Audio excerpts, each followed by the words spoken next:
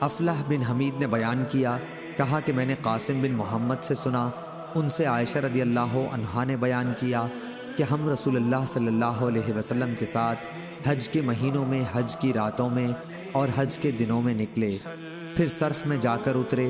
آپ نے بیان کیا کہ پھر نبی کریم صلی اللہ علیہ وسلم نے صحابہ رضی اللہ عنہم کو خطاب فرمایا، جس کے ساتھ ہدی نہ ہو اور وہ چاہتا ہو کہ اپنے احرام کو صرف عمرے کا بنا لے تو اسے ایسا کر لینا چاہیے، لیکن جس کے ساتھ قربانی ہے وہ ایسا نہ کرے۔ حضرت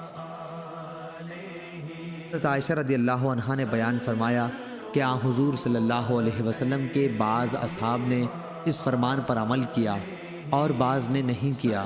انہوں نے بیان کیا کہ رسول اللہ صلی اللہ علیہ وسلم اور آپ کے بعض اصحاب جو استطاعت و حوصلہ والے تھے کہ وہ احرام کے ممنوعات سے بچ سکتے تھے، ان کے ساتھ ہدی بھی تھی، اس لیے وہ تنہا عمرہ نہیں کر سکتے تھے، بس انہوں نے احرام نہیں کھولا۔ عائشہ رضی اللہ عنہا نے بیان کیا کہ رسول اللہ صلی اللہ علیہ وسلم میرے پاس تشریف لائے تو میں رو رہی تھی۔ آپ نے پوچھا، اے بھولی بھالی عورت، تو رو کیوں رہی ہے؟ میں نے عرض کی کہ میں نے آپ کے اپنے صحابہ رضی اللہ عنہم سے ارشاد کو سن لیا، اب تو میں عمرہ نہ کر سکوں گی۔ آپ نے پوچھا، کیا بات ہے؟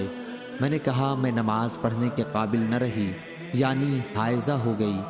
آپ نے فرمایا، کوئی حرج نہیں، آخر تم بھی تو آدم کی بیٹیوں کی طرح ایک عورت ہو، اور اللہ نے تمہارے لیے بھی وہ مقدر کیا ہے جو تمام عورتوں کے لیے کیا ہے، اس لیے عمرہ چھوڑ کر حج کرتی رہ، اللہ تعالیٰ تمہیں جلد ہی عمرے کی توفیق دے دے گا۔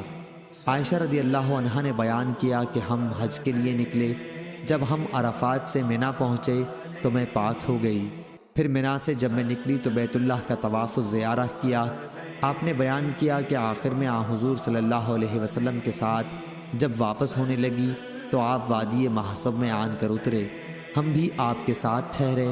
آپ نے عبد الرحمن بن ابی بکر کو بلا کر کہا کہ اپنی بہن کو لے کر حرم سے باہر جا اور وہاں سے عمرے کا احرام باندھ، پھر عمرے سے فارغ ہو کر تم لوگ یہیں واپس آ جاؤ، میں تمہارا انتظار کرتا رہوں گا۔ عائشہ رضی اللہ عنہا نے بیان کیا کہ ہم آن حضور صلی اللہ علیہ وسلم کی ہدایت کے مطابق چلے، اور جب میں اور میرے بھائی طواف سے فارغ ہو گئے تو میں سحری کے وقت آپ کی خدمت میں پہنچی۔ آپ نے پوچھا کہ فارغ ہو گئیں؟ میں نے کہا ہاں۔ تب آپ نے اپنے ساتھیوں سے سفر شروع کر دینے کے لیے کہا۔ سفر شروع ہو گیا اور آپ مدینہ منورہ واپس ہو رہے تھے۔ ابو عبداللہ امام بخاری نے کہا کہ جو لا یدرک ہے وہ دورہ یدیر و دائرہ سے مشتق ہے، دورہ یدور و زورہ بھی استعمال ہوتا ہے، اور جس روایت میں لا یدرک ہے وہ درہ یدر و درہ سے نکلا۔